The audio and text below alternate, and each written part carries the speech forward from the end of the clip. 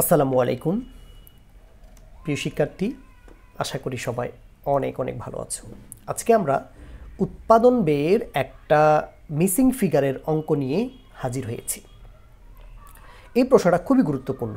যারা এবার HSC final দিবা তাদের জন্য অবশ্যই এই প্রশ্নটা গুরুত্বপূর্ণ, এবং সামনেও তোমাদের টেস্ট পরীক্ষা চলছে বা শুরু হবে, তোমাদের জন্যই খুবই গুরুত্বপূর্ণ একটা প্রশ্ন। চলো আমরা শুরু করি। নিম্নবর্ণিত তথ্যাদি জনাব আলম ম্যানুফ্যাকচারিং কোম্পানি লিমিটেড থেকে সংগৃহীত হয়েছে, যা উক্ত প্রতিষ্ঠানে 2017 সালের উৎপাদন কার্যে সংগঠিত হয়েছিল। উৎপাদিত পণ্যের প্রারম্ভিক একক হচ্ছে 5000 একক এবং টাকা হচ্ছে 45,000 টাকা। কাঁচামাল ক্রয় 2,60,000 টাকা। প্রত্যক্ষ শ্রম হচ্ছে আমাদের 1,20,000 টাকা। কারখানার উপরি খরচ প্রত্যক্ষ মজুরির 60%। এই যে প্রত্যক্ষ শ্রম যেটা, এটাকে আমরা প্রত্যক্ষ মজুরি হিসাবে ধরে নিব, এটার 60% হবে কারখানার উপরি ব্যয়। প্রশাসনিক উপরি খরচ 60,000 টাকা। বিক্রয় ও উপরি খরচ বিক্রয়ের 10%। তাহলে আমাদের প্রশ্নে কোথায় বিক্রয় আছে আমরা একটু দেখে নিব। বিক্রয় হচ্ছে 35,000 একক এবং সেটা হচ্ছে আমাদের 7 লাখ টাকা। এই 7 লাখ টাকার উপর 10% হবে বিক্রয় ও বিতরণ উপরি খরচ। এরপরের প্রশ্ন হচ্ছে উৎপাদিত পণ্যের সমাপনী মজুদ 10,000 একক, কিন্তু তার প্রশ্নে কোনো টাকা দেওয়া নাই, এই জন্য এটার নাম দিয়েছি আমরা মিসিং ফিগার অঙ্ক। এই প্রশ্ন আমরা বেশিরভাগই দেখি প্রারম্ভিকের একক আছে, টাকা আছে, কিন্তু সমাপনীর মধ্যে একক আছে কিন্তু টাকা থাকে না, এই জন্য এটার নাম দেওয়া হয়েছে মিসিং ফিগারের অঙ্ক। ওকে, আচ্ছা। উল্লেখিত তথ্যাদি থেকে নিম্নবর্ণিত কার্যাদি সম্পাদন করতে হবে। 1 নম্বর হচ্ছে রূপান্তর ব্যয়। রূপান্তর ব্যয় কি? রূপান্তর ব্যয় হচ্ছে প্রত্যক্ষ শ্রম, মজুরি বা অন্যান্য প্রত্যক্ষ যে খরচগুলো থাকবে, এই খরচগুলোর সাথে যদি কারখানার উপরি ব্যয়টা যোগ করা হয় তাহলে আমরা পেয়ে যাই রূপান্তর ব্যয়। তাহলে সূত্রটা দাঁড়াচ্ছে এখানে প্রত্যক্ষ শ্রম বা মজুরি, তার সাথে কারখানার উপরি ব্যয় নামে যত খরচ পাওয়া যাবে সেটা আমরা যোগ করলে পেয়ে যাব রূপান্তর ব্যয়। তাহলে প্রত্যক্ষ মজুরি আছে আমাদের 1,20,000, আমরা লিখলাম 1,20,000, আর কারখানার উপরি ব্যয় হচ্ছে প্রত্যক্ষ মজুরি, এই যে 1,60,000, এই 1,60,000-এর 60% হবে আমাদের কারখানার উপরি ব্যয়। এই দুইটা অ্যামাউন্ট যোগ করলে পেয়ে যাচ্ছি আমরা রূপান্তর ব্যয়। 2 নম্বর প্রশ্ন খ, একক প্রতি উৎপাদন ব্যয়। একক প্রতি উৎপাদন ব্যয় নির্ণয়ের জন্য দুটি বিষয় আমাদেরকে অবশ্যই মাথায় রাখতে হবে। আমরা একটা নোট তোমাদেরকে দেখাই, এখানে আমি একটু লিখব। একক প্রতি উৎপাদন ব্যয়ের জন্য সূত্রটা হচ্ছে উপরে হবে উৎপাদিত পণ্যের ব্যয়, উৎপাদিত পণ্যের ব্যয়, নিচে হবে উৎপাদন একক। দুটি জিনিস আমাদের লাগবে, উৎপাদন একক। যদি প্রশ্নে উৎপাদিত পণ্যের ব্যয় বের করা না যায় বা এতটুকু প্রশ্ন আমাদের যদি না থাকে, তখন আমরা লিখব উৎপাদন ব্যয়। এখন কখন বুঝবো উৎপাদিত পণ্যের ব্যয় কখন হবে উৎপাদন ব্যয়?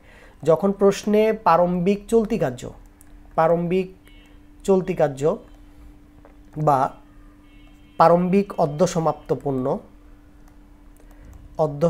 পণ্য এটা এবং সমাপনী অর্ধসমাপ্ত পণ্য, এই প্রারম্ভিক চলতি কার্য বা সমাপনী চলতি কার্য এইগুলো যখন দেওয়া থাকবে, অবশ্যই আমাকে সূত্রটা লিখতে হবে উৎপাদিত পণ্যের ব্যয়। তার মানে প্রারম্ভিক এবং সমাপনী এই দুইটা আইটেম যোগ করার পর যে অ্যামাউন্টটা পাওয়া যাবে সেটা হচ্ছে আমাদের উৎপাদিত পণ্যের ব্যয়। যদি প্রশ্নে প্রারম্ভিক চলতি কার্য, সমাপনী চলতি কার্য না থাকে, তখন আমরা বসাবো উৎপাদন ব্যয়। ক্লিয়ার? তাহলে যখন প্রারম্ভিক চলতি কার্য, সমাপনী চলতি কার্য পাওয়া যাবে, তখন এগুলো যোগ বিয়োগ করে পাবো উৎপাদিত পণ্যের ব্যয়, সেটা আমাকে বসাইতে হবে। আর যদি এই দুইটা জিনিস আমরা না পাই, তখন আমাকে অবশ্যই বসাইতে হবে সেটা হচ্ছে উৎপাদন ব্যয়। নিচে হচ্ছে উৎপাদন একক। উৎপাদন একক বের করার আমরা একটা সূত্র এখানে লিখব, সেটা হচ্ছে বিক্রয় একক। এখানে বিক্রয় একক বিয়োগ প্রারম্ভিক একক, বিক্রয় একক বিয়োগ প্রারম্ভিক একক যোগ হবে সমাপনী একক। এই জায়গা থেকে এটা যোগ বিয়োগ করে আমরা উৎপাদন এককটা বের করে নিব। তো আমাদের প্রশ্নে প্রথম কাজ হচ্ছে আমরা উৎপাদন এককটা বের করব। তা আমাদের প্রশ্নে বিক্রয় একক কত আছে আমরা দেখব। এই যে আমরা দেখছি এখানে বিক্রয় একক হচ্ছে 35,000 এবং প্রারম্ভিক একক হচ্ছে 5,000 এবং সমাপনী একক হচ্ছে আমাদের 10,000। তাহলে 35,000, এখানে আমরা বিক্রয় এককে বসাবো 35,000, প্রারম্ভিক হচ্ছে আমাদের 5,000 এবং সমাপনী হচ্ছে আমাদের 10,000। তাহলে এটা আমরা যোগ বিয়োগ করে নিব। 35 থেকে 5 চলে গেলে থাকবে 30, 30-এর সাথে আমরা 10 যোগ করলে পাচ্ছি 40,000 একক। এই 40,000 একক হচ্ছে আমাদের উৎপাদন একক। তাহলে আমরা উৎপাদন এককটা পেয়ে গেছি। আমরা এই জায়গায় বসাই উৎপাদন একক 40,000। এটা বসালাম।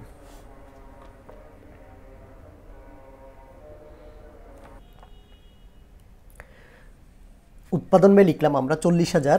এখন আমার যেটা দরকার সেটা হচ্ছে উৎপাদিত পণ্যের ব্যয় অথবা উৎপাদন ব্যয়। আমরা প্রশ্নে দেখব আমাদের প্রশ্নে কি লেখা আছে, এই জিনিসটা আমরা দেখে নিব।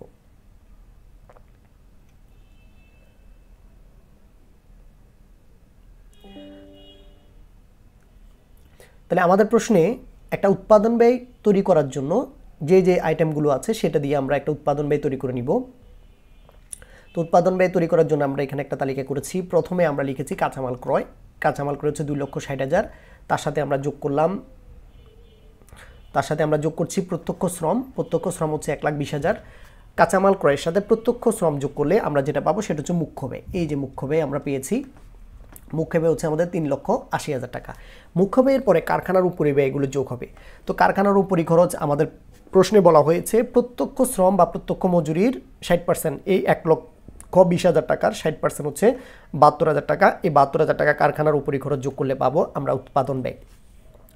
উৎপাদন ব্যয়ের পরে আমাদেরকে দেখতে হবে প্রারম্ভিক চলতি কার্য ও সমাপনী চলতি কার্য অথবা প্রারম্ভিক অর্ধসমাপ্ত পণ্য এবং সমাপনী অর্ধসমাপ্ত পণ্য, এই দুইটা বিষয় আছে কিনা। আমাদের কোনো এই প্রশ্নের কোনো জায়গায় প্রারম্ভিক চলতি কার্য বা সমাপনী চলতি কার্য নাই, প্রারম্ভিক অর্ধসমাপ্ত পণ্য বা সমাপনী অর্ধসমাপ্ত পণ্য নাই।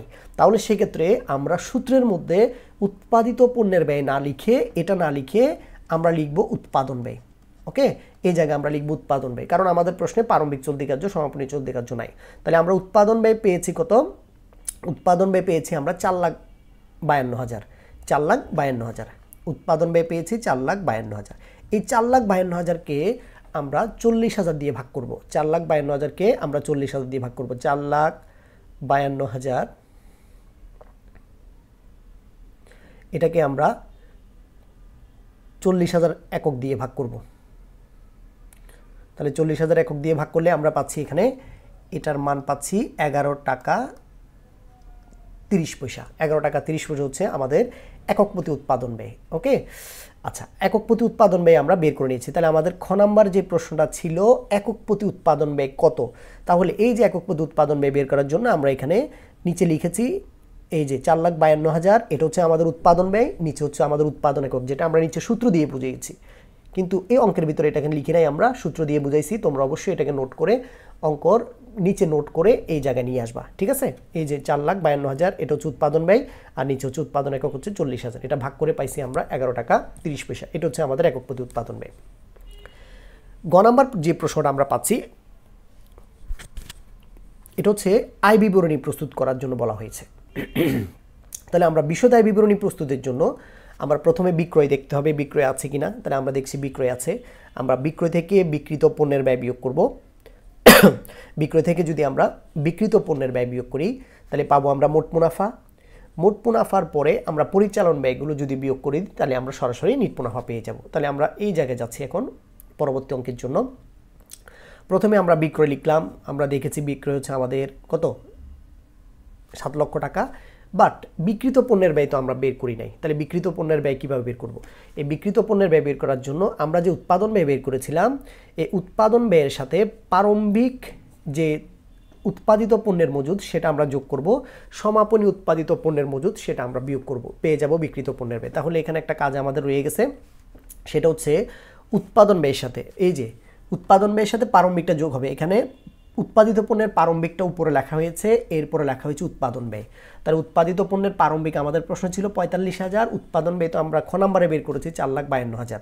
তাহলে এটার সাথে প্রারম্ভিকের সাথে উৎপাদন ব্যয় যোগ করলাম, যোগ করে সমাপনী তৈরি পণ্যের মজুদটা বিয়োগ করবো। এখন সমাপনী তৈরি পণ্যের মজুদ তো আমার প্রশ্নে টাকা নাই, তাহলে কি করতে হবে? এখন যে কাজটা করতে হবে সেটা হচ্ছে তার একক দেওয়া আছে, একক হচ্ছে আমাদের 10,000 একক। এই 10,000 এককের সাথে আমরা যে একক প্রতি ব্যয় বের করেছিলাম সেটা গুণ করে দিব, তাহলে সমাপনী উৎপাদিত পণ্যের মজুদ বের হবে।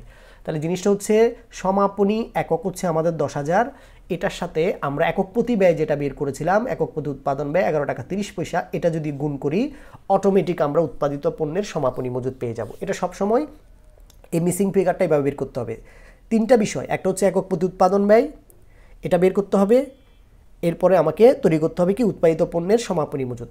তার আগে আমাকে একটা জিনিস করতে হবে, সেটা হচ্ছে উৎপাদিত পণ্যের ব্যয় আছে কিনা সেটা বের করতে হবে। আর উৎপাদন একক বের করতে হবে। সূত্র, এই সূত্রটা অবশ্যই আমাকে মনে রাখতে হবে। একক প্রতি উৎপাদন ব্যয় বের করতে হবে, উৎপাদিত পণ্যের ব্যয় ভাগ হচ্ছে উৎপাদন একক, তাহলে আমরা একক প্রতি উৎপাদন ব্যয় পাবো।